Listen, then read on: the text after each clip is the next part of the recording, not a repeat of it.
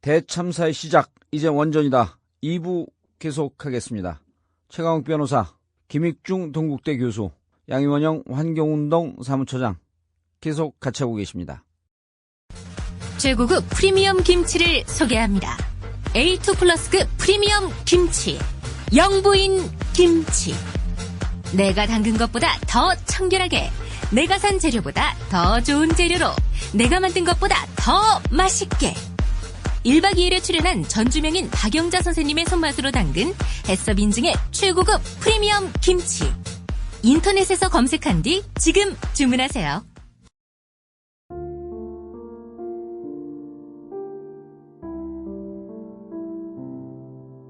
세월호 참사 현장인 진도 팽목항에 가서 전국구를 녹음을 했고, 가족들이 청와대 항의 방문할 때 직접 현지 녹음을 할 수 있었던 것은 여러분들의 많은 후원 덕택이었습니다. 그리고 열심히 들어주시는 여러분들이 있기 때문입니다. 늘 감사합니다. 항상 도와달라 해서 죄송하지만 여러분들의 후원으로 제대로 된 나라를 만들 수 있고 더 좋은 방송을 할 수 있으라고 기대합니다. 팟빵 전국구 방송 페이지 배너를 통해서 여러분들의 후원을 기다리고 있습니다. 감사합니다.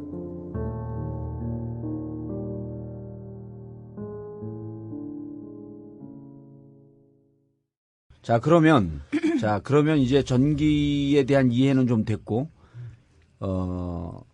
원자력 발전소가 집중적으로 몰려있는 부산으로 갑니다. 예. 경주로 갑니다. 이 사고에 얼마나 이게 무방비하게 노출되어 있는지. 그 특이한 게 지진이나 이런 거로부터 안전하다고 하지만 실질적으로 우리나라 원전이 영남 지역에 몰려있는 지역을 보면 지진으로부터 지진 발생률이 가장 위험도가 높은 지역에 몰려 있잖아요. 2012년 말에 우리나라 소방방재청에서 예. 전국의 지진 위험 지도를 만들었습니다. 전국의 지진 위험 지도를 만들었는데요. 그 황해도가 지진 발생률이 좀 높은 편이고, 예. 근데 월등히 큰 지진이 발생할 확률이 가장 높은 데가 여기 월성원전, 고리원전 주변이에요.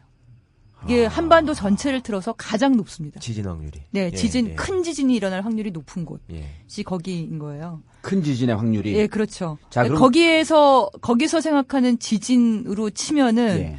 지금 현재 원전들의 내진 설계로는 턱없이 부족하죠. 그러니까 제가 그걸 물어보려고 그랬는데 내진 설계가 어느 정도 되어 있고 어느 정도 강도의 지진에 버틸 수 있는 정도다라고 하는 수치는 나와 있을 거 아니에요. 그렇죠. 예. 그러니까 이걸 좀 약간 전문 용어 하지 마세요.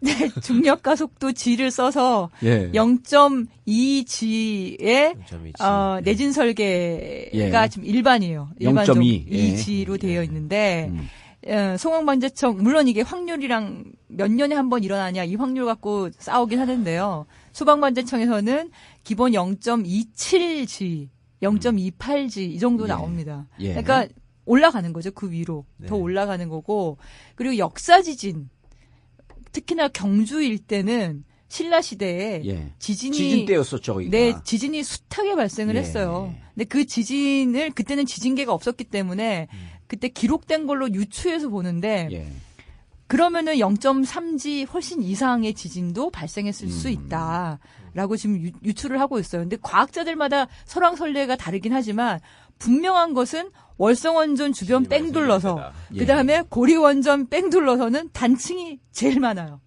한반도에서 제일 많은 데가 거기예요. 그러니까 과거에 지진이 엄청나게 많이 있었다. 그 주변에. 그렇죠. 그리고 그러니까 삼국사기인가 뭔가 거기를 보면 지진이 나왔던 기록들이 무척 많더라고. 근데 거기에 그러니까 사실은 월성원전 특히나 경주 있는 거기는 처음에 미국에서 거기에 월성원전 그 부지에 발전소를 지어도 될지를 부지조사를 맡겼는데 처음에 안 된다. 불가한 지역이다. 났어요. 그러다가 이게 이제 캐나다에서 들어온 거잖아요. 캐나다 업체로 바꿨어요. 그런 다음에 오케이가 떨어진 겁니다. 미국 업체는 위험하니까 안 한다 된다 그랬는데. 그랬죠. 바플로니아샤라는 업체인데 그 회사는 안 된다 그랬고. 안 된다 그랬고. 그거를 근데 중수로가 캐나다에서 들어오는 거니까 캐나다로 업체를 바꾼 다음에는 오케이가 떨어져서 지금 들어간 거죠. 월성 1호기는 지금 몇 살이에요? 33살입니다. 3년 전에 이제 수명이 끝났는데 예. 그걸 지금 수명 연장을 지금 시도하고 있죠. 그래서 그거 지금 안전성 평가하고 심사를 하고 있는 중입니다. 근데 어쨌든 우리나라 지질학자들의 100% 다 동의하는 거는 우리나라 한반도 전체에서 가장 지진 확률이 높고 단층이 가장 많은 데가 거기예요. 월성. 그렇죠. 경주죠, 거기가. 네, 그렇죠. 교수님 네. 사시는 근처. 예, 저희 몇 킬로 집이 떨어졌어요, 거기서? 한 25km 정도 떨어졌습니다. 사실 오리영 월성은 지역군에 살고 계시네. 근데 여기 사고 나면 월성은 저희 집 폐쇄입니다. 아니 월성은요. 근데 예. 경주가 아니에요, 사실은. 울산이에요, 울산. 아, 울산. 왜냐하면 그 월성하고 경주 사이에는 그 토암산부터 해서 엄청난 산이 딱 가로막고 있잖아요. 그렇죠. 근데 글로 잘 안 넘어가죠. 어, 거기는 울산이 더 가까워요. 울산이 직선거리로 7km예요, 또. 7km. 울산은 아. 7km. 네. 경주시청하고는 23km인가 20 몇 예, 킬로 그 되고. 정도 되고. 행정구역만 경주지 경주시청으로는. 그러니까. 그렇죠. 네. 울산하고 7km, 경계지점 7km, 울산 북구청 거기 도심이잖아요. 예. 17km. 그리고 그쪽이 뻥 뚫렸으니까 만약에 사고 나면 바람 대부분 남쪽으로 불거든요. 글로 아니, 가죠. 그러니까 이번에 후쿠시마 났을 때 고위험도 군이 25km인가요? 몇 킬로예요? 20km까지 완전 소개, 완전 30km까지 계획 소개, 그리고 일정 부분에는 50km까지도 나갔습니다. 그러면 만약에 월성 1호기가 사고가 나면 울산은 다 소개네요? 그러니까 이제 이게 경제 피해가 아유, 엄청나죠. 울산이 인명 문제가 피해. 아니고요. 저희 집이 문을 닫아요. 저희 직장인 동국대 의대가 문을 닫는단 말이죠. 네, 거기도 거긴데 사실은 울산의 산업단지 부분에서 큰 치명타가 발생하기 때문에 방금 제가 농담을 네. 한 건데요. 예. 사실 근데 편집 안 하겠습니다. 30km 농담. 안에, 어. 30km 안에 이렇게 김익중 해본- 교수님은 원전 사고 나니까 자기 집만 걱정하더라. 그 30km 안에 이렇게 보시면요. 현대자동차가 예. 고리원전에서 30km 안에 들어갑니다. 예. 또 현대자동차가 월성원전에서 30km 안에 들어가요. 그래서 월성이나 고리에서 사고 나면 현대차가 문을 닫아야 돼요. 무조건 거기는. 현대차뿐이 아니고 SK 뭐 석유화학 울산은 정말 우리나라 산업의 메카 아닙니까? 그게 다 문 닫는다고 봐요. 그래서 경제가 그거 끝나버립니다. 계산해 보면은 경제 피해가 엄청나게 나와요. 아니 근데 네. 왜 그걸 아니 그러니까 이렇게 비교해 보면 될 거 아니에요. 고리 네. 1호기, 월성 1호기가 사고 났을 가능성에 두고 그것이 미치는 경제 피해 금방 그럼 계산할 그것을- 수 있어요. 금방 계산 나오잖아요. 그것을 닫았을 때 그 계산 저는 의미 없다고 봐요. 울산이 끝인데 현대차가 끝인데 계산 하나만 아니 하지. 그럼 닫는 게 훨씬 더 안전한 거 아니에요. 경제 피해도 줄이고. 그럼요. 그렇죠. 그게 경제적이라고 보는 근데 거죠. 두 분들 그동안에 뭐 하셨어요? 왜 못 닫겠어요, 이거를? 그러게요. 근데 얼마 피해 나는지 계산한 게 있는데 예. 아, 해보면- 끔찍해요. 울산 인구가 얼마죠? 100만이 넘죠. 예. 그 경제 피해가 보니까 울산 쪽으로 바람 불면 1,000조 이상 나옵니다. 1,000조. 예, 1,000조 이상 나옵니다. 아니 근데 예. 처장님 예. 이게 1,000조는요. 예. 내가 어제 누구하고 이렇게 농담하다가 정몽준 재산이 2조 1,019조 3천억이래. 아. 그러면 2조 3천억은 하루에 5,500만 원씩 써갖고 100년을 쓰는 돈이래. 그러니까 하루에 그 친구가 그게 돈이에요. 네. 아무 의미가 없는 거예요. 그러니까 1,000조 경제 피해를 입는다고 해봐야 듣는 우리 청취자분들한테는 딱 하나요. 몇 명의 사람들이 피해를 볼 수 있을 것인가. 그거는 이제 피난을 언제 가냐에 따라 달라요. 아니 그러니까 이게 그 시점도 얘기하지 말고 20km 완전 소개 이걸 기준으로 해갖고 얘기해 주면 되죠. 1번 기준으로. 아니, 그러니까 20km 완전 소개를 예. 사고 나기 전에 소개할 거냐, 예. 사고 난 다음에 갈 거냐에 따라서 너무나 다르더라고요. 그 데이터가. 아. 방사능을 일본은 어떻게 했어요? 일본은 일본은 인구 밀집 지역으로부터 멀리 떨어진 데 아니에요, 거기는. 그렇죠. 후쿠시마는 인구 거기는 밀도 방역 높은 데가 30km까지 아니죠. 다 가도 14만 명. 10만 명, 12만 14만 이 명. 정도인데 우리나라는 몇 지금 백만이죠, 지금? 30km 안에가 고리로 치면은 320만, 340만 예. 나오고 예? 월성으로 치면은 월성은 한 100만. 120만 고리로 정도 치면 나오고 얼마요? 320에 340만 그 사이 정도. 부산이 다 그렇죠. 들어가는 다 거예요? 안은 안 들어가니까. 들어가죠. 거의 안은 다 안 들어가도 들어갑니다. 거의 다 부산 제가- 시청이 25km예요. 울산 시청도 25km. 그러니까 한번 생각해 보시죠. 고리 사고가 났다. 체르노빌 지금처럼 예. 체르노빌 지금 30km 안에 못 들어가게 하니까 지금도 못 들어가죠. 지금도 못 들어갑니다. 그러니까 뭐 인체 피해 뭐 이런 거 빼고 그냥 30km 안에 못 들어간다고 치면 320만 명이 새로 집을 마련해서 딴 데 살아야 된단 말이죠. 그거는 상상할 수도 없는 거죠. 현 아니, 정권에, 거기다가 현 정권의 그게- 사람들이 이렇게 얘기할 수도 있겠네. 부동산 경기가 활성화되겠습니다. 제 300만 원을 친척이 해운대에 사시는데 예. 심각하게 고민을 하세요.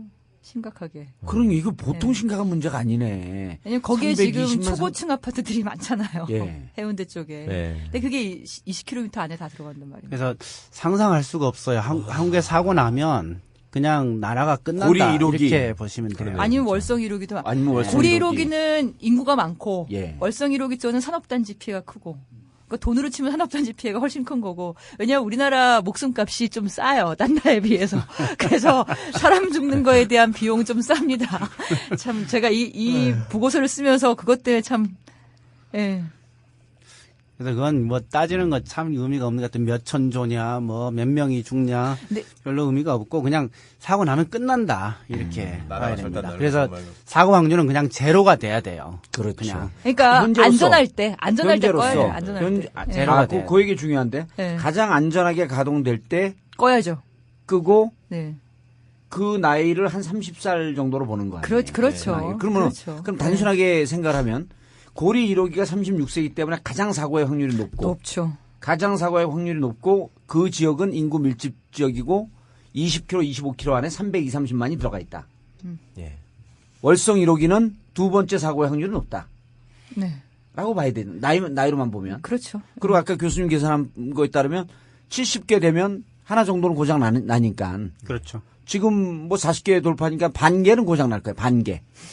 그렇죠. 10몇 단순하게. 년 후가 되면 40개 되니까. 예. 그렇죠. 반개는 될. 지금 그러니까 사고 확률이 50%가 되는 거죠. 23개니까 3분의 1개는 고장 나요. 그러니까 한 그렇죠. 발전기에 원자력 발전소의 3분의 1 부분은 곧 고장 날 위험성이 있다. 근데 저는 그거보다 고리로긴 더 위험해요. 더 위험해요? 네, 네, 고리로기는 제가 데이터를 보면 어쨌든 가동한 지 몇 년 사이에 수명 말기 제가 아까 중성자선 방사선 말씀드렸죠. 그것 때문에 그 원자력 용기가 두께가 한 25cm 되는 강철인데 얘가 굉장히 취약한 상태가 초기 몇 년 지나서 벌써 생긴 거예요. 그러니까 고리로기는 사실은 굉장히 위험한 상태에서 계속 가동되어 왔고 그나마 사고 안 난 게 천만다행인 거라서 그러니까 그냥 보통 원전의 설계 수명 다 한 거랑은 좀 차원이 다릅니다. 아, 그걸 네. 지금 뭐라고 고리로기는- 하면서 정부는 계속 그걸 돌려야 된다고 그러는 거죠? 그걸 닫으면은 당장 우리 전력 수급률이 떨어져서 안 된다고 그러는 건가요? 제일 크게 근데 내세우는 이유가 뭐예요? 고리로기는 전체 전기의 0.8%가 그래서 안 그럴 돼요. 것 같았는데 그걸 왜 기어이 붙잡고 지금 그러는 거죠? 돈이죠. 스스로를 저는 이제 돈이죠. 규제 기간 원전 하루 돌리면 10억을 번답니다. 아. 근데 이제 하루에 고리는 생기는 돈이요? 그 절반일 겁니다. 용량이 더 용량이 작으니까. 작아서. 그 그 수억 원의 돈이 하루에 생기는데 아니 교수님 그럼 앞뒤가 말이 안 맞아요. 왜냐하면 거기서 나오는 전기를 팔면 팔수록 손해라 그랬잖아요. 그건 한전이 손해죠. 한전이 손해 손해고 아니죠. 한수원은 그 원전 자체는 네. 그렇죠. 그러니까 어쨌든 한전은- 그렇게 가동률 높이고 발전 단가 싸게 해서 우리나라에서는 원전이 제일 싸기 때문에 원전은 전기 가동만 하면은 무조건 다 사줘요. 한전이. 네. 원전 전기는 가장 먼저 삽니다. 다른 어떤 발전소보다. 예. 그러니까 싸니까. 가동만 하면 다 그냥 팔 수 있어요, 전기는. 그러니까 한수원은 가동만 하면 돈을 버는 거고 예. 한전은 그렇게 해서 다시 사들인 전기를 팔 때 보내보면서 네, 팔고. 받는 거고. 네. 그건 나중에 국민들이 메꿔야 되는 거고. 그렇죠. 그래서 사실 국민들은 전기요금 두 가지로 낸다고 봐야 돼요. 예. 그러네요, 전기요금 진짜로. 일부 내고 예. 일부는 세금이라는 세금으로 형태로 내는 내고. 거고. 내고. 그래서 사실 국민들이 그 전기요금으로 실제로 부담하는 액수는 다른 예. 나라보다 절도 작지 않죠. 아니 실제로는 돈 때문에 그렇게 했는데 그럼 정부에서는 이렇게 문제 제기를 하면 이런 고위험 도군에 있다. 그럼 뭐라고 답변해? 아까 그 최 변호사가 질문한 거. 안전하다고 얘기하죠. 안전성 평가를 제대로 하고 있다 해서 이렇게 한다 하고 복잡한 그 안전성 검사하는 방식을 다 편법, 예, 편법, 얘기를 하고. 편법으로 그래서 했어요. 거기에 편법으로. 다 근데. 이제 합격을 했으니까 안전하다 이렇게 아니, 제가 평가하는 구체적인 거죠. 숫자를 다 일일이 말하면 너무 깊이 들어가서 말씀을 안 드리지만 저희가 그 일본에 있는 동경대학교 그 관련한 교수를 재작년에 불러와서 예. 고리 1호기에 대해서 예. 고리 1호기가 제가 초기부터 문제가 있다고 말씀드렸잖아요. 그래서 그게 지금 30년 동안 잘 가동된 것만 해도 정말 기적과 같은 일이라는 거고 그거를 추가로 일본 교수 얘기가 추가로 수명 연장 10년을 더 할 때 썼던 방법이 편법이라고요. 편법.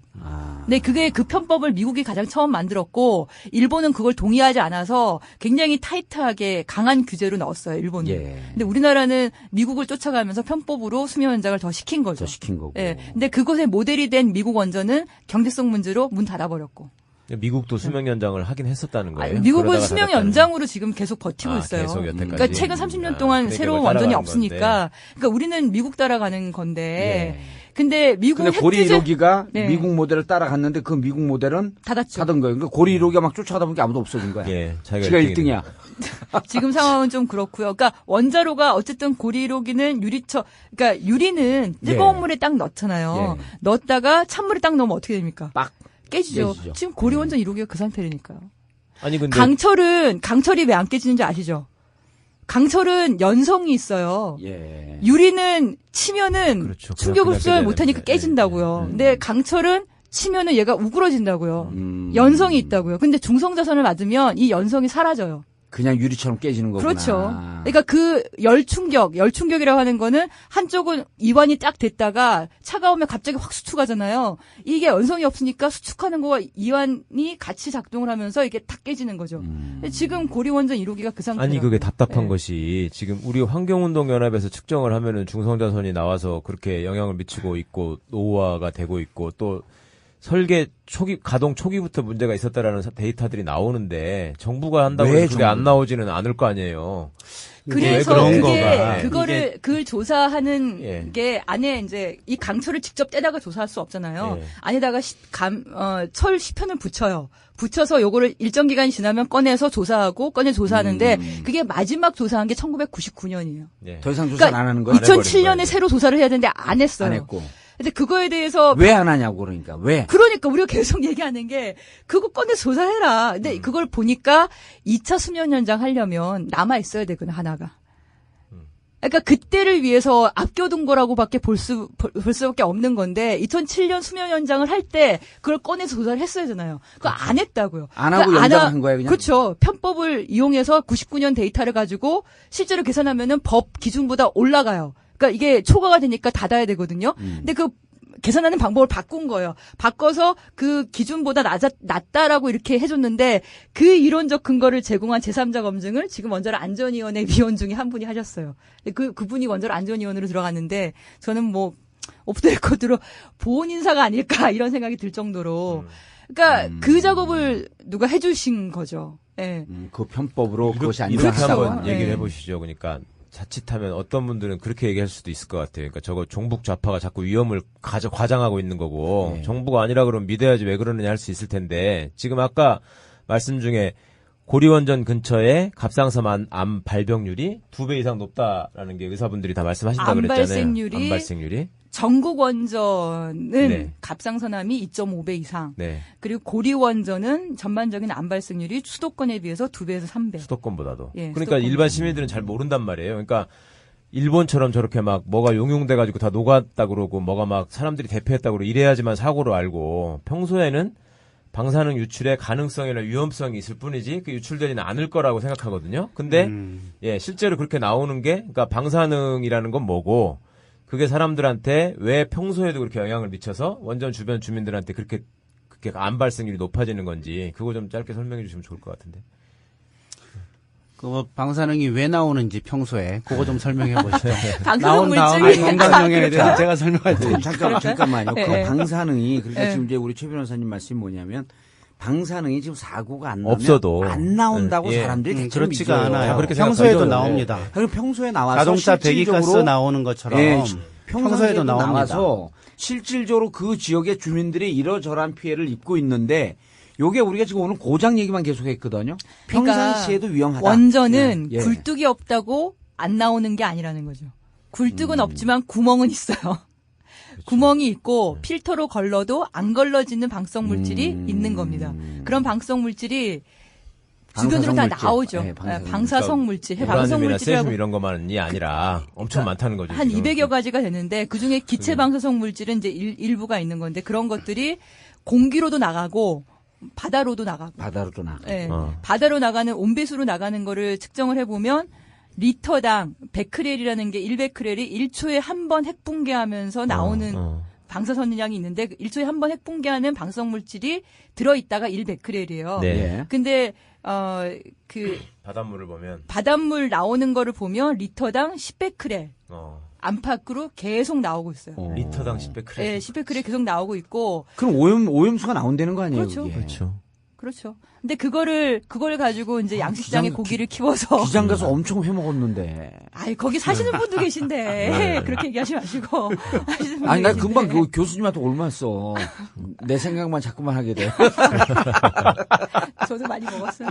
아니, 그리고 또 하나가 저는 월성원전이 진짜 문제라고 생각하는 게요. 그 삼중수소라 그래서 예. 수소가 제일 작잖아요. 예. 그거는 양성자 하나 전자 하나밖에 없지만 여기에 중성자가 2개가 더 붙어가지고 나오는 방사성 물질이 있는 거예요. 삼중수소. 예. 얘는 작아서 콘크리트도 작다는 게 뚫고 원자 번호가 빠르다는 거잖아요. 1번이잖아요. 1번이잖아요. 아, 나 그러니까. 그 우리 최 변호사님 저런 얘기할 때마다 낯설어. 왜요? 우린 공부를 잘한 적이 없었고 무슨 원자번호 이런 얘기 나오면 헷갈려 죽겠어. 그러니까 우라늄은 235라고 돼 있는데 큰 그거는 거니까, 예. 양성자, 중성자 235개가 있는 거예요. 예. 그러니 아, 진짜 수소는 낯선 얼마나 얘기들. 작겠어요. 수소는 진짜 작죠. 하나밖에 없으니까. 근데 삼중수소는 중성자가 2개가 더 붙어 있는 건데 월성은 중수로라 그래서 무거운 물을 써요. 냉각제로. 예. 그러니까 삼중수소가 엄청 많이 나오는 거죠. 그냥 일상적으로 나온다는 네, 말씀이잖아요. 그렇죠. 예, 예. 근데 그런 삼중수소가 많이 나오니까 주변에 지하수에서도 나오고 빗물에도 나오고 토양에도 나오고. 근데 그 수소는 막을 수가 없는 거예요. 아니, 그렇죠. 그게 다 정부에서 통과하는 측정할 거니까. 때도 나올 거 아니에요, 그게. 나오죠. 그럼요. 예. 이번에 소변에서도 이제 나와요. 아니, 정부에서 측정할 때 나오잖아. 나오죠. 그 사람들 나오죠. 입장에서도 이건 안전한 게 아니다. 이런 결론을 낼 수 있는 거 아닙니까? 안전하다고 얘기하죠. 예. 왜냐하면 방사능 물질은 기준치를 정해놨어요. 정부에서. 예. 그 이하는 안전하다고 평가해버립니다. 그게 문제예요. 굉장히 큰 문제입니다. 그러니까 그거. 그 기준치는 어떠한 근거로. 근거도 없는 거 아니에요. 그 기준치 계산하는 방식이 있어요. 근거는 있습니다. 예. 그거 얘기하자면 좀 복잡하고요. 근데 교수님은 어쨌거나 자기만 그- 아는 걸 약 올리듯이 얘기하네, 우리를. 야, 그러시나요?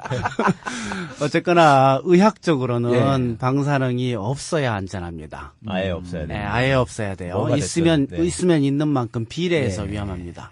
방사능이 뭐든지요. 네. 많으면은 네. 많이 위험하고 중수소건 우라늄이건 적으면은- 세슘이건 예, 상관없이 뭐든지 무조건, 간에. 예, 예. 적으면 적게 위험합니다. 그러니까 정도는 약간씩 다르다 없으면- 하더라도. 예. 안 위험하죠. 비례해요. 예. 비례합니다. 그래서 왜 위험한 거예요, 방사능이 있으면? 방사능이 있으면 그게 인체 세포에 영향을 주죠. 예. 그래서 이렇게 변형을 그래서 시키는, 그렇죠. 변질을 시키는 거죠. 유전자를 바꿉니다. 예. 단백질도 바꾸고. 예, 모든 DNA의 방사능은 변화를 다. 예, 그렇게 모든 방사능이 다. 네. 어. 네. 방사선이 그래서 방사선이 방사선이. 많으면 그러면은 유전자가 많이 바뀌는 거고 예. 방사선이 적으면 적게 바뀌는 거죠. 예. 없으면 안 바뀌는 거죠. 그러니까 엑스레이 찍을 때도 그러면 바뀌는 거예요? 그렇죠. 네. 그것도 방사선입니다. 엑스레이보다 그래서 더 위험한 건 그- CT. 글쎄. 예. CT가 더 나와요? 그래서 양에 비례해서 유전자의 영향을 받기 때문에 예. 예, 그래서 암 발생하고 피폭량하고는 비례한다 이렇게 돼 있어요. 정비례한다. 정비례한다. 예. 그래서 원점을 지나는 직선으로 교과서에 그림이 나옵니다. 그래서 근데 어쨌든 없어야 예, 돼요. 원자력 시설에 대해서 일정량의 방사성 물질이 나오는 거를 법적으로 허용하고 있고요. 예. 근데 그거를 피폭량으로 계산을 하니까 절대량으로 얼마 이상 나오면 안 된다 이렇게 나오지 않고 상대적으로. 피폭량으로 하면은 거기에 사람이 얼마나 떨어져 있고 뭐 몇 명이 살고 이런 거에 따라서 계산이 다 달라지는 거거든요. 그러니까 그래서 그 기준치라는 게 이제 피폭량으로 해서 거꾸로 계산을 한 겁니다. 밀리시버트라고 하는 피폭량에서 베크렐로 거꾸로 계산을 해서 예. 그래가지고 이제 기준치를 만든 건데 그렇게 계산해서 기준치를 정하다 보면 370 베크렐이라는 기준치가 나와요. 근데 이게 마치 안전 기준치인 것처럼 얘기하잖아요. 그건 먹는 기준치에 식품 알아서 말씀하시는 안전하다. 거죠? 먹는 예, 식품. 식품에서의 네, 먹는 기준치가 식품 이렇게 얘기하는. 나오는데 근데 그게 너무 높은 숫자입니다. 음. 황당하게 높은 숫자예요. 기준 자체를 높게 만드는 예, 거죠. 기준 자체가 너무 높아요. 예를 들어서 지금 후쿠시마에서 엄청난 사고가 났는데 거기서 지금 엄청나게 지금 많은 다양한 식품들이 수입되지 않습니까? 예. 이 중에서 이 기준치 이상으로 오염된 게 발견돼 본 적이 없어요. 한 번 더. 지난번에 한번 말씀하셨잖아요. 예. 너무 기준치 위반이 높게 불가능할 정도로 의미 높게 없는 지금 기준이네요. 어쨌든 지금 이제 돌아와서 가동 중인 원전에는 방사성 물질이 나온다는 거예요. 근데 그거는 그렇죠. 아까 말씀하신 그 기준치 이하기 때문에 안전하다고 말을 하는데 네. 실제로 지난 수십 년 동안 거기 사신 분들의 암 발생률을 보면. 계산해서 어쨌든 보면은 그렇지 전반적으로 않다. 암 발생률이 높은데 그걸 네. 통계학적으로 의미가 있니 없니 따지다가 결국 하나는 확실한 거는 갑상선암은 갑상선. 주변보다 분명히, 네. 2.5배 이상 더 높다. 분명히 이게 나오는 거고 실제로 그 현장의 마을에 가봐도 월성원전 주변에 해녀분들이 많으신데 절반 이상이 다 갑상선암 환자예요. 네. 그 바다에서 일하시는 월성. 분들이 월성원전 특히나 더 그렇고 그러니까 삼중수소가 예. 전국 23개 원전에서 나오는 삼중수소의 90%가 월성 월성에서. 1호기, 2호기, 3호기, 4호기 단 4개에서 다 나와요. 단 4개에서. 그러니까 사람들 소변 검사하면 거기서 나온다니까요. 우리는 안 나와요. 그 지역 사시는 분들은 그렇죠. 그러니 그런 피해를 입고 지금 살고 계신 거잖아요. 근데 우리나라만 그런 데이터가 있는 게 아니라 미국에서도 그런 조사를 해봤는데 단지 원전 가동을 멈췄다는 이유만으로 폐쇄했다는 이유만으로 유아 사망률이 급격하게 떨어집니다. 폐쇄하기만 해도 예, 네. 유아 사망률이 왜냐면 급격하게 유아는 떨어져요. 유난히 방사성에 취약하잖아요. 그렇죠. 예, 예. 어릴수록 더 예. 취약하죠. 그러니까 그 핵발전소로부터 불어오는 바람을 쐬고 있던 아. 카운티들 마을에 있는 유아 사망률이 급격하게 급격하게. 떨어지는 게 전미 평균보다 한 3배 정도로 더 급격하게 예. 떨어지는 게 보입니다. 예. 그러니까 원전만 가동을 중단해도 유아 사망률이 떨어지는 거죠. 그러니까 일상적으로 암이나 유아 사망률이 이게 높아지고 있다는 게 우리가 확인이 되는 거죠. 그러니까 원전은 사고가 나지 않아도 방사성 물질이 나오고 위험하다. 예. 그러니까 원전이 현재 있는 곳에서 방사성 물질이 계속 나오고 예. 이 위험도는 기준치와 무관하게 무조건 지금 현재 사람 인체 위험성을 갖고 있다. 그리고 예, 해를 끼치고 있죠. 해를 끼치고 있고 실질적으로 갑상선 암이라고 하는 이 암의 발병 비율이 높다라고 하는 것이 다. 근데 거기에 대해서 예. 뭐라 그러시냐면 갑상선암은 잘 안 죽는다 이렇게 말해요. 예, 그렇게 말하잖아요. 그러니까 그게 아니 근데 그러면 발병률은 어쨌든 본인이 갑상선 걸려봐요. 수술을 받아 보라고요. 여기다가 이렇게 해서 제거하고 아니 우리 평생을 약을 동네 먹어야 되는데 치과는 아줌마 예? 갑상선 암 걸렸는데 제대로 치료 안 해갖고 돌아가셨어요. 그런 것도 있지만 어쨌든 예. 갑상선암에 대해서 그렇게 쉽게 말하는 그쪽 사람들 얘기를 들으면 저는 너무나 자, 피역사, 예. 근데 사실은 갑상선암만 그런 게 아니고요. 의학적으로는 이렇습니다. 암 종류가 굉장히 많아요. 예. 100가지가 넘습니다. 예. 그 중에서 방사능 때문에 증가하지 않는 암은 4가지 뿐이에요. 그 외에 나머지 모든 암은 다 증가한다. 방사선 때문에 다 증가한다. 다 증가한다. 이렇게 돼 있습니다. 네 개는 뭐예요? 그 4개 암은 굉장히 희귀한 암이에요. 아, 우리는 잘 예, 모르는데. 예. 네. 굉장히 희귀한 암 4가지가 있는데 그것들은 별로 연관이 없고 네 개가 뭐냐 나머지는 싹 다- 교수님이 비웃듯이 쳐다보는데 최 변호사님은 예, 나만 사실- 알고 있는 거야 그러고. 아, 사실 얘기해봤자 무슨 내용인지. 자 그러면 그러니까 이제 다 증가한다고 알면 되겠네요. 저희는 예. 그냥 무조건. 99%의 암이 네. 다 네 가지 증가한다. 암을 공개하라. 예. 공개하라. 자 그럼 이제 여기에 평상시에도 이제 이 방사성이 나와서 매우 위험한 지역인데 이게 사고가 날 확률이 고리 1호기가 제일 높고 그 다음에 월성 월성. 1호기가 그 다음으로 높고 이 사고 났을 때에 시뮬레이션 조사한 게 있었다면서요 한 2년 전에. 예. 저희가 예. 후쿠시마 원전 사고가 나니까 궁금한 거죠. 우리나라는 사고 나면 어떻게 될까? 그렇지. 예. 궁금하잖아요, 당연히. 그래서 물어봤죠, 우리나라 정부에. 예. 정보공개 요청을 했는데 다 비공개예요. 시뮬레이션 한 적은 있대요? 그것도 비공개입니다. 안 했죠 그럼. 제가 정보는 잘 알아요. 아니, 안 했을 리가 없죠. 안 했어요. 그게 우리나라만의 문제가 아니라 다른 나라들 보면 미국도 했고 예. 그리고 뭐 프랑스도 했고 일본도 했고 다 했어요. 피해 예측을 해서 경제 거죠. 피해까지도 다 예측을 해가지고 다만 그거를 숨겼다가 나중에 뭐 공개한다거나 아니면 경제 피해를 축소시켰다거나 이런 건 있어도 했단 말입니다. 그럼 우리는 원자력 대국 5위인데 그걸 안 했을 리가 없지 않냐. 너무 아무리 해도 믿네, 정부를. 예, 그래서 저희가 이거를 일본에서 이제 교수님 한 분이 예. 이거에 대해서 이제 그 프로그램을 개발을 했어요. 예. 민간인들도 다 쓸 수 있는 프로그램으로. 근데 이거는 정부에서 하는 것처럼 아주 치밀하진 않죠. 예를 들면 실시간 기상 현황, 바람 방향 이런 걸 다 대입해서 한 게 아니고 바람이 어느 한쪽으로 분다고 가정을 한 거예요. 가정을 하고 이제 그럼 방사성 물질이 방출되면 그쪽으로 쫙 쏠리는 거죠. 하지만 그 바깥에 있는 그 쪽은 아무리 근접하더라도 피해는 안 입는다 이렇게 한 거니까 사실은 평균 내면 다 똑같은 건데 그리고 피난을 얼마 만에 갈 거냐가 제일 중요합니다. 그렇죠. 아까도 말씀드린 것처럼 방사성 물질 방출 전에 가냐 후에 가냐 예 후에 가냐 그 며칠 안에 가냐가 중요해요. 근데 저희는 당시에 생각했던 거는 한 20km, 30km 안에 그러니까 피난 기준이 있어요. 우리가 연간 1mS가 피폭 허용 기준인데 피난 기준은 일주일에 50mS의 피폭량일 경우는 피난을 가게 돼 있어요. 근데 그 기준을 보면 한 20km, 30km 정도는 피난을 무조건 가야 되거든요. 근데 그 내에 있는 사람들이 한 이틀 안에는 다 피난 간다. 몇백만 명이 되든 간에 라고 저희는 잡았어요. 저희는 일단은 잡았어요. 잡았더니 이제 영광원전 쪽을 보면 이제 광주 쪽으로 바람 불면은 급성 사망 명이 12,000명 정도 나오고 암 사망 명이 한 39만 40만 명 정도 나오고. 근데 피난을 가면 그러니까 광주로 바람 불면요. 이제 피난을 가면은 급성 사망이 없어요. 피난을 갔기 때문에. 급성 사망이라는 그러니까 방사선 때문에 바로 그냥 한 달 안에 사망한 사람. 한 달 안에 사망한 사람이 급성 사망이고 암 사망은 보통 한 5년 이후부터 발생을 해서 한 50년까지, 50년까지 사망하는 사람들을 암사망이라고 보통 얘기를 하고요. 그리고 경제 피해를 봤더니 피난을 하니까 경제 피해가 한 235조로 확 늘어나더라고요. 왜 경제 피해가. 피난을 갔더니. 왜냐하면 버리고 가니까. 그걸 버리고 가니까. 근데 급성 사망이 높을 때도 경제 피해가 나요. 왜냐하면 그거는 이제 목숨값인 거죠. 인명 피해를 경제 피해로 환산할 수 있잖아요.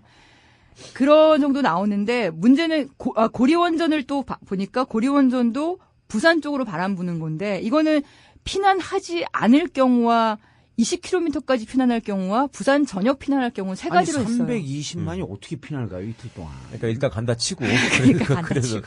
그러니까 순간 이동하면 됩니다. 교수님 오늘 개콘 보러 오시고. 피난하지 않으면 거의 5만 명이 급성 사망해요. 부산 지역은. 근데 피난을 20km까지만 피난할 왜 20km를 잡았냐면 해운대구가 20km거든요. 그러니까 해운대구 전에는 인구 밀도가 작죠. 근데 해운대구 지나면은 인구 밀도가 높으니까 이게 이틀 안에 다 피난한다는 게 현실적으로 불가능하지 않겠냐. 그래서 20km까지 피난으로 잡았고 아니면 우리가 현실적으로 불가능하더라도 이틀 안에 부산 전역 다 피난할 수 있다라고 이 세 가지로 잡았는데 피난하지 않으면 이제 급성 사망이 한 5만 명 가까이 나오고 근데 20km까지 피난할 때는 급성 사망이 1만 7천 명으로 줄어들어요. 그래도 10,000명이 넘어요. 예. 근데 부산 전역이 피난을 해도 1만 6천 명이 나옵니다. 왜냐하면 워낙에 인구가 많기 때문에 이틀 안에 피난하는 걸로는 안 되는 거예요. 그러니까 방사물질 나오기 전에 피난을 해야 되는 거죠. 그럼 만약에 피난을 가면 이제 그 경제 피해가 급증을 하는 거죠. 피난을 안 가면 한 470조 정도의 피해밖에 안 나오지만 피난을 가면 628조 원의 피해가 하는 거예요. 근데 경제 피해의 가장 높은 데가 어디냐면 월성이에요. 아까도 말씀드린 것처럼 있기 때문에. 월성 원전은 경주가 문제가 아니라 울산이 문제예요. 울산에 산업단지가 다 있잖아요. 그러니까 만약에 피난을 안 가면 급성 사망 명이 2만 명이지만 피난을 가면 4천 명으로 확 줄어듭니다. 하지만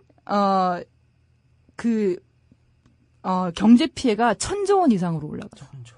1,019조 원이 나오는 겁니다. 왜냐면 거기에 산업단지가 다 몰려 있잖아요. 아까 말씀하신 것처럼 현대자동차, SK 뭐 다 날아가는 거니까. 근데 이 비용을 근데 그러면 이 울산이 하다못해 그러면 피난 훈련을 하고 있냐? 모르죠. 아예. 지자체가 다르기 때문에 피난 훈련 대상지가 아니에요. 피난 훈련 대상지. 경남하고 울산이니까. 울산하고 경북이니까 경주시니까. 그럼 부산은 그럼 피난 훈련을 하고 있냐? 거기도 역시 안 하고 있어요.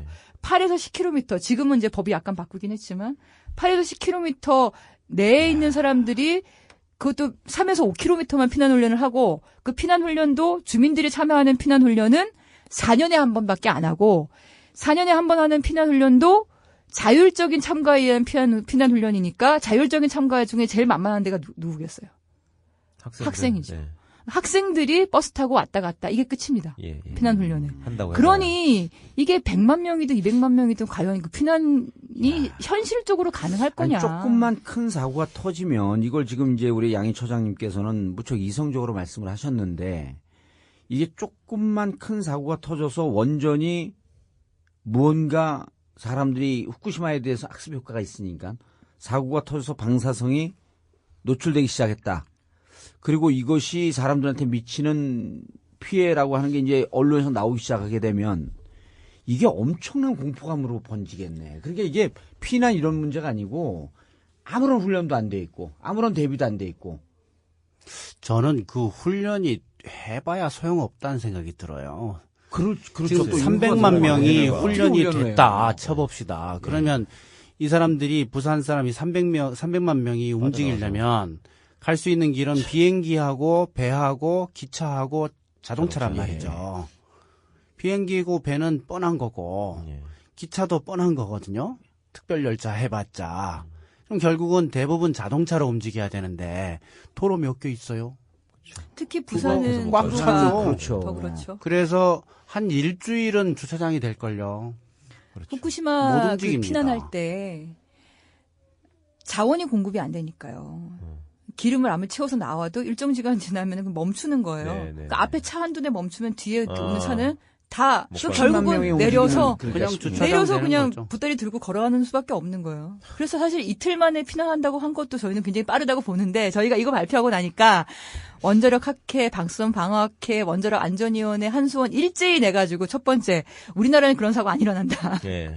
두 번째 이건 비현실적인 가정이다. 네. 아, 이 시뮬레이션 발표가 라고 얘기를 하는 거예요. 그러면 이틀 만에 피난 갈 수 있는 것보다 더 빨리 갈 수 있으면 그 근거를 좀 얘기하면 되는 거고 아니면 정부 차원에서 도대체 어떤 대책이나 어떤 시뮬레이션을 했는지를 그럼 한번 얘기를 해보자 했는데 그 예. 얘기는 또 다 많아요. 정보 비공개인 예. 거고 지금. 그래서 사실은 상상할 수 있습니다. 사고가 나면 예.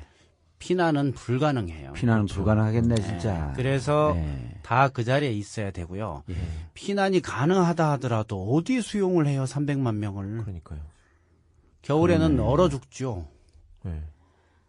한 전화 나라에 통화도 산다고. 안 돼서 난리일 거예요. 동시에 그래서- 100만 명, 200만 명이 서로 전화할 텐데. 전화 불통이죠, 그러면은. 전화 불통이죠. 예. 그래서 문 닫고 있어야 돼요. 옥내 대피. 예, 옥내 대피를 해야 돼요. 그 수밖에 없어요. 아까 교수님 그 방사선에 의한 암 사망 말고 예. 직접 사망이라 그러셨나요? 급성 급성 사망. 사망. 급성 사망. 예. 그거는 사람이 어떻게 되는 거예요? 말라버리는 거예요? 뭐 지금 이제 피폭량 아까 밀리시버트라고 네, 단위 네, 그랬잖아요. 그 피폭량이 2시버트 이상이 되면 죽을 수가 있습니다. 그러니까 바로 죽는 거예요? 아니면 고통받다가 뭐 이렇게 예, 고통받으면 며칠 죽죠. 내로. 예, 며칠 내로. 며칠 내로. 근데 무척 죽습니다. 고통스럽게 죽죠, 그렇죠. 그것도. 당연히 거죠. 그렇죠. 저기 체르노빌 때 봤더니 그 사진들이 막 동영상을 봤어요. 저는 네. 한 몇 시간짜리. 근데 너무 고통스럽게 죽더라고요. 아무것도 모르면서 죽어간 거 아니에요, 그때는. 뿐만 아니라 그렇게 돌아가신 분들은 핵폐기물로 처리가 되죠. 제대로 그냥 또 땅에 저기다 묻을 하면 수도 없어요. 예, 예. 비닐에 그 넣어서 자체에서 또 방사능이 나오니까. 납관에 넣어서 그렇게 그 책을 어떤 책을 보면 거기 있는 아유. 노동자분의 아내분인데 자기 남편을 안을 수도 없었다 이렇게 얘기를 하죠. 접근하고 손도 비폭되니까. 접근도 못하게 하고. 근데 안고 뭐 같이 있다가 또 그 부인도 피폭이 되고 그랬더라고요. 그 이제 뭐 체르노빌의 여인 그래갖고 이제 그 예. 사진이 좀 돌고 그러던데. 뭐 어떻게 말로 할 수 없는. 너무 끔찍하죠, 그거는. 일본에서 한번 그 팔 한쪽만 피폭을 당한 분이 있어요. 과피폭을 당한, 그러니까 해결료 예. 그 공장에서. 일하다가. 예, 네. 그분이 처음엔 멀쩡했죠, 뭐. 예. 시간이 지나면 지날수록 서서히 몸이 이제 파괴돼 가는 거를 그걸 NHK에서 다큐멘터리로 85일간의 기록이라고 해가지고. 근데 예. 그걸 직접 보이진 않지만 이제 증언을 하는 거죠. 간호사, 의사들이 예. 이 사람이 어떻게 죽어갔는지를 보여주고 살리기 위해서 어떤 방법을 썼는지를 보여주는데 정말 뭐 끔찍하죠. 공영방송이 가정이 그래도 있는 거예요. 그런 프로그램을 하는데 우리나라에서 공영방송이 그거 방송하면 여러 사람 잘리네 이제. 예. 그런데 이제 여기서 또 아휴. 정말 말도 안 되는 그 규정이 있더만요. 이게 거기 만약 고리나 월성 이런데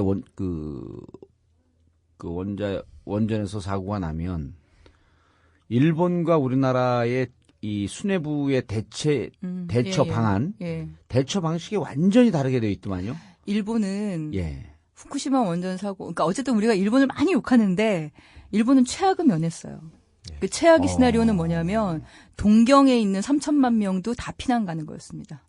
후쿠시마부터 동경까지 200km죠. 200km까지 피난 갈 정도가 될 수도 있다라고 봤어요. 근데 그 최악을 면한 거에 1등 공신이 뭐냐면 면진동이라는 건물이에요. 면진동이라고요. 지진을 면하는 건물이라는 건데 이게 2007년 가시와자키 가리와 원전이 지진으로 인해서 방사성 물질이 일부 유출되고 화재가 발생하는 사고가 발생을 했습니다. 그 다음에 원전 부지 현장에서 그 비상대책본부, 그러니까 비상시 그걸 총지휘하는 본부죠. 그 본부가 기거하면서 방사성 물질을 다 거르고 다 공기 정화시키고 비상식수, 비상식량, 뭐 회의실, 자체 발전기 이런 걸 다 그 안에서. 네, 그렇죠. 그 부지 안에, 부지 안에서 원전 부지 안에서요. 왜냐하면 사고 나면 원전 건물은 무용지물이에요. 원전 건물 안에 있을 수가 없습니다. 밖에 나와야 되는 거죠. 하지만 멀리 갈 수는 없는 거고 그런 건물을 만들어야 된다. 근데 그거를 권고사항 정도로 했어요. 권고사항으로 했는데 후쿠시마 원전 이쪽에는 동경전력이 그걸 만든 거죠. 수백억 원. 면진동을. 네, 만들었죠. 그래서 그 대책본부가 거기에 들어간 거예요. 원전 부지 안에 현장에 있었던 겁니다. 그러면서 그걸 지휘를 하면서 최악의 상황을 면했다 이렇게 평가를 하거든요. 그럼에도 불구하고 직원들의 대다수는 10km 바깥으로 도망갔죠. 그렇죠. 명령을 했지만 글로 들어가서 대기하라고 했지만 대다수는 다 도망갔지만 그래도 수뇌부는 거기 있었던 거죠. 그래서 그 판단을 했던 건데 우리나라는 그런 비상대책본부가 어디 있냐면 현장에 없어요. 그런 건물이 없거든요. 그러니까 원전 부지 어느 곳에도 없고 다 10km 바깥으로 나가야 됩니다. 월성으로 있긴 치면 있어요. 그러니까 면진동이 우리나라도. 면진동까지도 아니에요. 공기정화 시설도 없어요. 그러니까 왜 10km 바깥으로 나가냐면 방사성 물질이 10km 정도까지만 온다고 평가한 거예요. 그 이상 안 간다고 보니까 그래서 10km 바깥에다 대책본부 건물을 기거하게 하는 건데 근데 부지 현장에 주민들은 거기로부터 1km 지점부터 다 살고 있다고요. 근데 사고 발생했는데 지휘본부는 10km 바깥으로 도망가야 되는. 즉시 도망가도록 돼 있는 거네, 제도로. 그렇죠. 그러니까 세월호 선하고 비교하게 되면 선장이 배를 버리고 도망가는 것을 합법적으로 보장해 준 거지. 합법적 보장이 아니라 그렇게 하도록 그냥 제도화 도망가라. 무조건 도망가라 너는. 아까 김익준 교수님 표현에 따르면 시민들은 움직일 수 없고 도망갈 수 없는 상황인데 너희들은 미리 도망가라. 10km니까 이 나라 어느 나라예요? 글쎄. 10km 바깥에서 뭘 하나요? 할 것도 없잖아요. 거기 나가면. 바깥 안에 있어야지 현장 복구. 그러니까 10km를 왔다 갔다 하면서 하겠죠. 아니요, 그러니까, 현장 복구는 어떻게 해요, 그러면? 그러니까 그걸 10km를 왔다 갔다 하면서 하겠죠. 그러니까 그래서 면진동이 필요한 게 직원들이 밖에 나가서 작업을 할 때 피폭을 받잖아요. 그러니까 오래 못 한다고요. 그렇죠. 그 계산을 해가지고 1시간 만에 교대를 하는 거예요, 이렇게. 1시간 만에 교대할 건지 30분 만에 교대할 건지 이걸 그때 판단을 해서 측정을 해가면서 이렇게 교대로 뭔가 해야 되잖아요. 그럼 그 안에 있어야죠. 근데 그걸 10km를 차로 타고 왔다 갔다 하면서 어떻게 하겠습니까? 그건 힘든 거죠. 근데 그건 자체 인력뿐만이 아니라 외부에서 들어오는 소방대원이라든지 지원본부들이 있을 거 아닙니까? 아니면 뭐 군대가 들어올 수도 있는 거고 그게 안전하게 기거할 때가 마련되어 있어야 된다는 거죠. 지금 우리나라는 원전 건물 안에 있어요. 건물 안에 그것도 몇 명 많이 들어가야 한 20명 들어가나? 근데 그 건물 안에 있는 거는 후쿠시마 같은 사고 나면 전혀 쓸 수가 없어요. 무용지물이죠. 아니 근데 이렇게 지금 우리가 문제 제기를 하고 이 사고가 나게 되면 대참사로 이어진다라고 주장을 하는데 정부는 안전하다. 그런 사고 안 난다. 믿어라. 외국의 전문가들은 뭐라고 얘기해요? 프랑스, 독일, 일본의 전문가들은 한국 고리 1호기, 월성 1호기를 바라보는 시각들이 있을 거 아니에요. 그 고리 1호기에 대해서는 그 그러니까 우리나라가 국제 원자력 기구로부터 IAEA라고 하죠. 국제 원자력 기구로부터 장기 운전 가동 검사를 받았어요. 2012년이죠, 그게. 그건 고리 1호기는 훨씬 전에 받았고요. 그리고 월성 1호기는 2012년에 받았죠. 근데 고리 1호기 거는 공개가 안 됐습니다. 공개 요청을 했는데 그럼 비공개가 됐고 월성 1호기는 공개가 됐죠. 공개가 돼서 지적을 받았는데 한 14가지 권고사항이 있어요. 그 권고사항 중에서 이제 다 말씀드리기는 그렇고 결론 부분만 좀 이렇게 말씀을 드리면 그러니까 월성 원전 1호기는 뭐 쭉 읽어드릴게요. 그러니까 월성 1호기 계속 운전 사업 계획은 핵발전소의 안전 장기 운전 프로그램을 따라 조직되어 있지 않고 그 대신에 부분적으로 수행된 어떻게 보면 불안전한 평가와 뭐 미국식 유지 보수 방식 뭐 이런 것들로 해서 적당히 이렇게 섞여 있는 그런 구조이고 그래서 기본적으로 IAEA 안전 지침의 안전 관련 구조물과 부품들 전반을 다루고 있긴 하지만 모든 그런 부품들이 열화라는 게 뭐냐면 노화돼서 이제 열등하게 바뀌는 걸 말하는 거거든요. 그런 열화 메커니즘이나 노화 메커니즘들이 제대로 관리되어 있는지에 대해서 월성 원전 측이 입증하기 어려운 상황이다. 예, 이렇게 그럼 말을 빙글빙글 평가했습니다. 돌리긴 했지만 어쨌든 안전 관리가 제대로 안 되고 있다. 예, 그렇게 보고 그래서 14가지를 이제 지적을 예. 했는데요. 어쨌든 여러 가지 지적들이 있는데 그 중에 하나가 안전성 평가 보고서가 교체를 한 부품을 기준으로 되어 있다. 교체하지 않은 오래된 전과를 부품을 해야 기준으로 되는구나. 사실을 해야 되는데, 예. 그러니까 주요 설비 중 가장 노화된 설비를 기준으로 평가를 해야 되는데, 그러지 새거 않고 오히려 최신의. 예, 최신을 중심으로, 예. 그래서 교체된 부품들의 성능을 교류하지만 전반적인 안전성을 평가하는 것이 옳다 이렇게 지적을 하고 있죠. 그리고 뭐 기준도 예. IAEA 기준을 따르지 않고 있다라고 얘기를 하고 그 기준이 1994년도의 기준을 따르고 있고 2004년인가요? 그때 IAEA가 재개정을 해서 추가 항목들을 더 넣었는데 그 항목을 여전히 누락시키고 있고 그대로 평가를 하고 있지 않다 이렇게 지적을 하고 간단하게 있습니다. 말씀드리면 IAEA에서 보기에도 안전 관리가 전혀 안 되고 있다 이렇게 결론을 내린 게 맞겠네요. 복잡하게 뭐 빙글빙글 이리 돌리고 저리 돌리고 어쨌든 그래도 여기는 전문가들이 이제 예. 굉장히 외교적인 왜냐하면 이거 POE 리뷰라 그래서 동료들이 다른 나라에 있는 그러니까 우리로 치면 한수원의 그 직장 동료들이 예. 여기 그 사람들이 와서 평가하는 평가를 거니까. 해준 네, 거죠. 네. 예, 예. 그럼에도 불구하고 저런 예. 그 평가 결과가 나왔으니까 저건 다다라 이런 얘기네. 자, 이거 어떻게 해요, 이거? 김익준 교수님을 자주 안 만나고 싶어. 너무 끔찍해. 너무 끔찍해. 그래서 이게 아니, 제가 사고를 일으킵니까? 모르는 아니, 게 약일 수도 있긴 한데 그죠. 근데 모르고 싶진 않고. 그래서 지금 이제 저는 근본적으로 그런 생각을 합니다. 이게 여태까지 사고 난 걸 보면은 쓰리마일 사고는 한 사람이 실수한 거고, 예, 한 사람이 실수. 체르노빌은 과학자들이 실험하다가 그런 거고, 예. 후쿠시마는 자연재해고, 예. 다음 사고가 이 셋 중에 하나가 반복될까? 이런 근데 생각 새로운 게 해보는데 나올 수도 있어요. 그렇지 않을 거다. 그렇지. 그러니까 예를 들어서 사고 원인이 100가지가 있는데 예.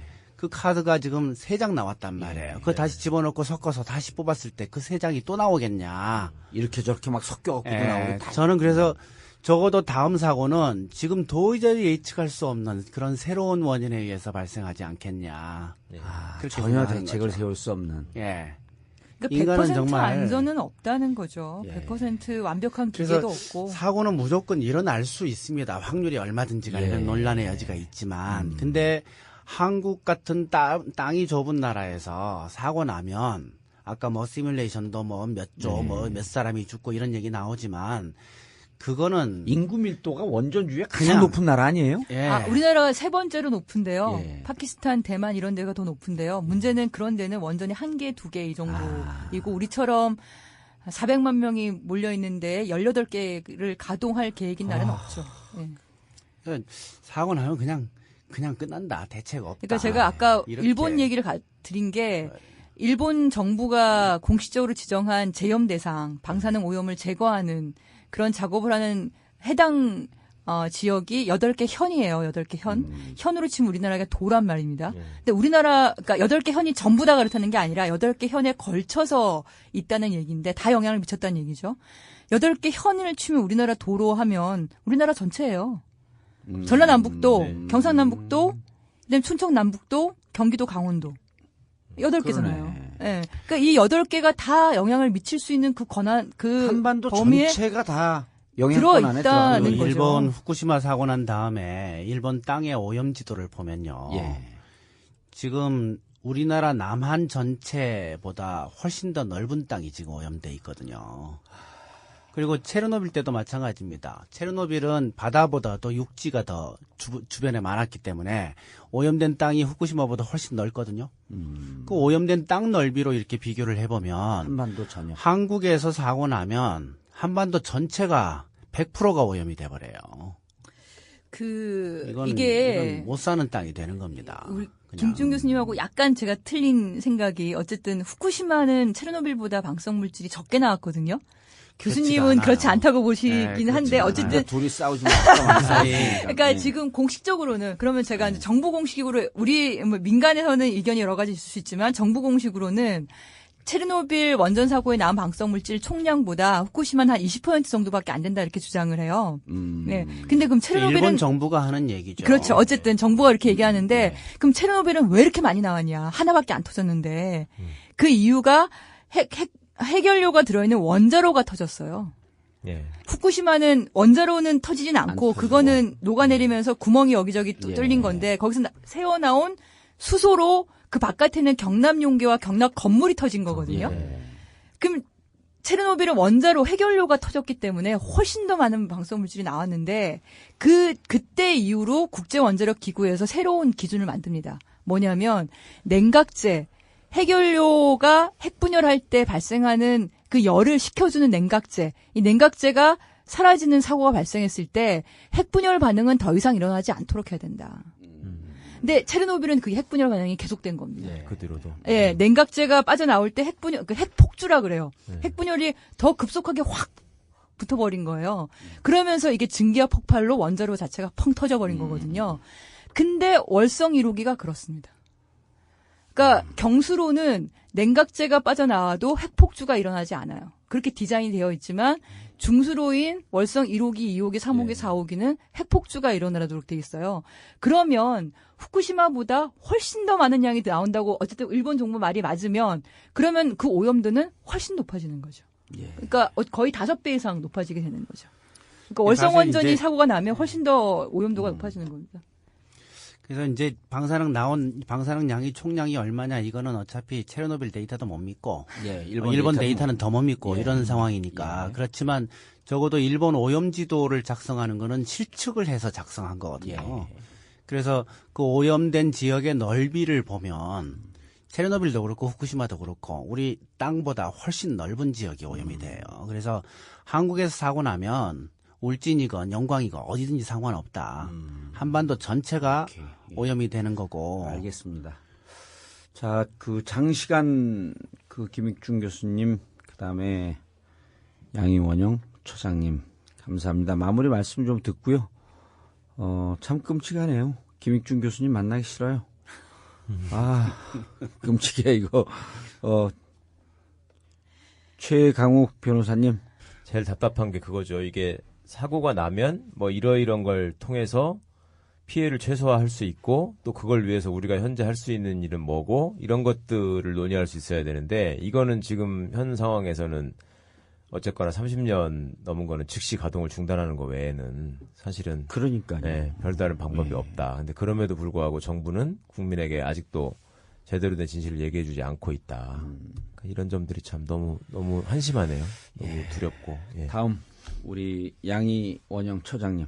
일본을 많이 욕하긴 하는데 제가 우리는 원전 사고 모의 실험할 때 이틀 방사성 물질 방출되고 이틀 안에 다 피난 가는 걸로 했지만 일본은 방사성 물질이 방출되기 전에 피난 갔어요.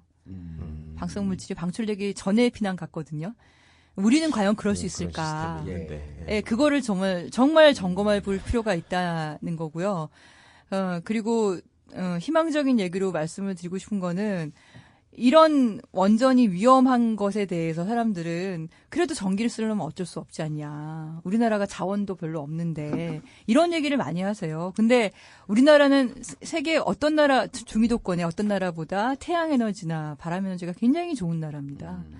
그러니까 현재로도 그러니까 2030년에 우리가 쓸 에너지의 뭐 몇 배 이상이 있는 나라예요. 그게 부존 잠재량, 뭐 가연 잠재량이 아니라 기술적 잠재량으로 그런 상황이거든요. 이게 현대 기술로 충분히 개발할 수 있다는 거고, 그러니까 정책만 조금 바뀌면 되고, 초기 투자비가 좀 들어서 그런데 그거는 원전 사고로 인한 비용에 비하면 정말 얼마 안 되는 비용이에요. 그런 비용들을 정기요금을 통해서 이제 지금 기업들 뭐 투자할 때를 못 찾아가지고 현금성 자산 수십조 원 좀 쌓아놓고 있는데 그런 기업들에게서 세금이나 정기요금 형태로 적정하게 받아서 다시 재투자를 하게 되면 경제도 살고 예. 원전 이용으로부터 또 많이 바뀔 수 있고 그런 가능성이 충분히 있습니다. 이게 독일하고 우리나라하고 일본하고가 참 비슷한데요. 뭐냐면 세계적으로 에너지 수입이 가장 많은 나라들 손에 꼽히는 나라이고 제조업 비중도 높고 거기에다 더해서 수출로 먹고 사는 나라인데 이 세 나라가 공교롭게도 원전 비중이 30%였고 현재 30%입니다. 예. 독일이 탈핵 결정을 할 때 30%였고 그리고 20년 만에 지금 제로로 하겠다고 하는 거 있는 거고 일본은 후쿠시마 원전 사고 전에 30%였는데 사고 나고 나서 제로가 된 거죠. 예. 우리나라는 현재 0%예요. 그럼 우리는 사고 후에 그렇게 갈 거냐 아니면 독일처럼 합의를 하고 사회적으로 한 20-30년 계획 잡아가지고 안전성을 확보하면서 점점 원전을 줄여나가는 걸 할 거냐. 그것의 첫 단추가 수명 다한 원전부터 문 닫자인 거죠. 근데 그렇게 가져나가면 뭐 충분히 저는 에너지로서도 자급자족도 할 수 있는 가능성이 충분히 있다. 우리나라가. 그렇게 봅니다. 예. 현 정권하에서 불가능한 얘기를 하고 계시네요. 아니 지금부터라도 해야죠. 독일이 체르노빌 사고 이후에 어쨌든 정신 차리고 내부적으로 해서 14년 걸렸어요. 15년 걸렸습니다. 15년. 알겠습니다. 예. 마지막으로 우리 김익중 교수님. 아이고. 가장 현실적인 답을 주세요. 오늘 정말 원전 터지면 그냥 가만히 앉아 있어라. 대책 없다. 예. 사실 정말 대책이 없다 이 말씀을 계속 드렸는데 그래도 훈련도 하고 요두제도 먹고 방독면도 하고 그러면 아마 효과가 있긴 있을 겁니다. 그래서 대체 그 훈련하고 하는 건 분명히 필요하다고 생각합니다. 근데 근본적으로 저는 그렇게 생각해요. 사고 확률을 0으로 낮추는 방법 없습니다. 우리 인간이기 때문에. 그래서 이 사고는 하여튼 난다고 봐야 되는데 한국에서 반드시 난다. 언젠간 난다. 그래서 이거를 확률을 0%로 낮추는 방법은 탈핵밖에 없다. 결국 원전 사고 나기 전에 다 닫냐 아니면 사고 나고 닫냐 지금 양희원 처장 말씀하신 딱 그 얘기인데 그거 우리가 선택해야 됩니다. 국민이 선택해야 됩니다. 사고 나고 닫을래? 사고 나기 전에 닫을래? 사고 나고 닫으면 비용이 훨씬 큽니다. 그래서 사고 나기 전에 닫는 걸로 결정을 하자. 그리고 그거는 가능하다라는 거예요. 불가능하다고 보는 국민들이 많은데 가능합니다. 왜냐하면 지금 전 세계 원전 개수가 줄고 있습니다. 줄기 시작했습니다. 우리도 같이 줄면 돼요. 전 세계가 지금 재생 가능 에너지 엄청나게 지금 성장시키고 있거든요. 우리도 하면 돼요. 근데 지금 재생 가능 전 세계 꼴찌죠. 우리나라. 전 세계 그냥 꼴찌입니다. 원자력은 제일 열심히 하고 있고. 그래서 전 세계가 지금 탈핵으로 틀었습니다. 방향 전환을.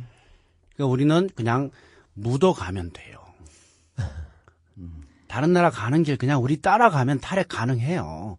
전 국민이 불가능하다고 생각하면 이 생각을 바꿔야 됩니다. 저희가 작년에 올해 초구나 원전을 축소하는 대신에 전기요금을 인상하면은 수용할 의지가 있습니까 여쭤봤더니 다수가 하시겠다고 하시더라고요. 오히려 국민들은 준비가 됐는데 정부 쪽하고 산업계나 기업 쪽에서 지금 저항을 하고 있는 거죠. 근데 그건 저는 국민들의 힘으로 충분히 만들 수 있지 않을까. 좋은 민주적인 리더십이 나타나면 한꺼번에 해결 가능하다는 생각이 듭니다. 이번 세월호 참사를 보고 국민들이 무척 슬퍼했고 끔찍한 참사라고 하는데 가슴을 쳤습니다. 근데 원전 사고가 나게 되면 상상을 초월할 정말 말로 표현할 수 없는 한반도 전체가 대참사에 빠지는 그런 상황이 감당이 안 되는 상황이 벌어질 거라고 봅니다. 그리고 대한민국에 있는 부산에 있는 고리 1호기 그다음에 월성 1호기 사고 위험도가 대단히 높은데 지금 이 방송을 듣는 정부 정책을 하시는 분들, 그다음 국정원 좀 이걸 닫아라.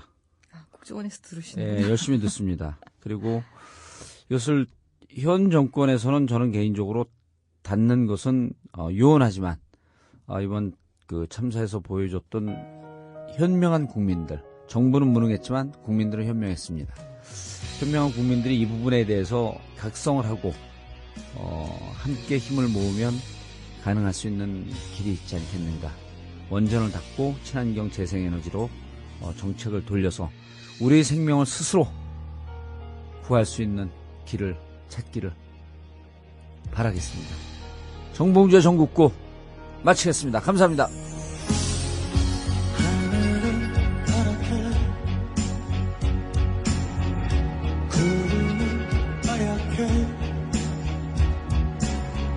실바람도 불어와 부푸른 내 마음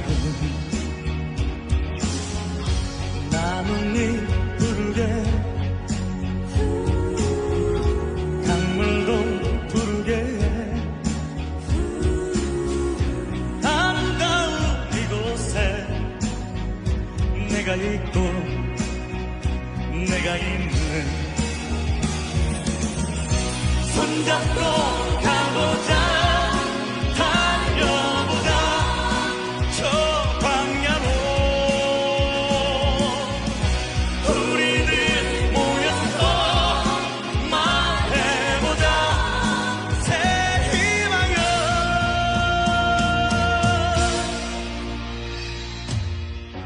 하늘은 파랗게 구름은 하얗게 실바람도 불어와 부푸른 내 마음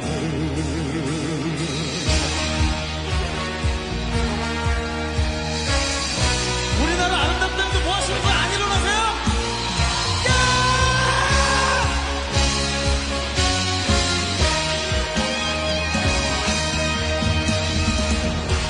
우리는 우리 땅 위에 우리는 태어나고 아름다운 이곳에 자랑스러운 이곳에 살리라 찬란하게 빛나는 붉은 태양이 비추고 바람 불겨 넘치는 저 바다와 함께 있네 그걸마 좋은가 우리 사는 이곳에 알아가는 그대와 또 후회하리 우리가 너무 바쁘게만 살다 보니 잊어버린 점 지금 살고 있는 이곳 아름다운 뿐인 걸 매일 아침 나는 하늘에 감사 주셔서 아직까 아름다운 강산 우린 축복받은 땅에 사는 축복받은 사람들 Life is still beautiful One for this country, two for the people 지금 서 있는 이곳 아름다운 강산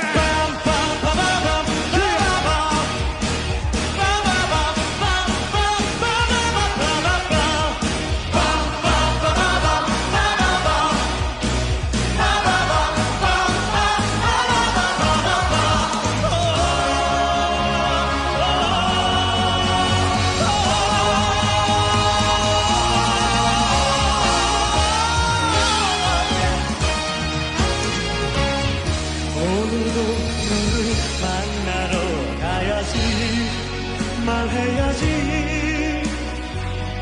먼 훗날에 너와 나 살고